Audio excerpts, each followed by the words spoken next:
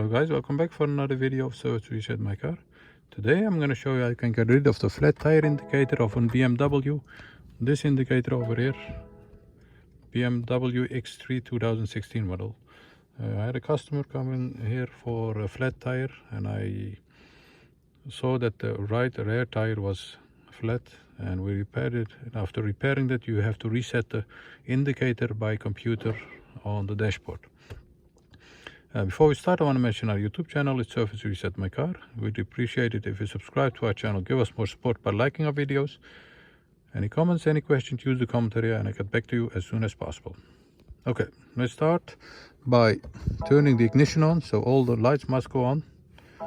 And then we have to go to this area. Use this over here. By turning this, you'll get this. We have to go to My Vehicle. Once you are there, press the turn button. Press it, and then you can turn the turn button, menu button. Go to Vehicle Status by pressing it, and on the left side you have a few checks. Okay, once you have repaired the tire, go to this indicator over here, press it and perform a reset. Once you have done that, press again to confirm. Once you have done that, it takes a while and you have to drive it for a couple of minutes to confirm the tire pressure reset.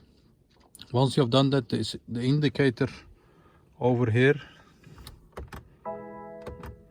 this indicator will disappear.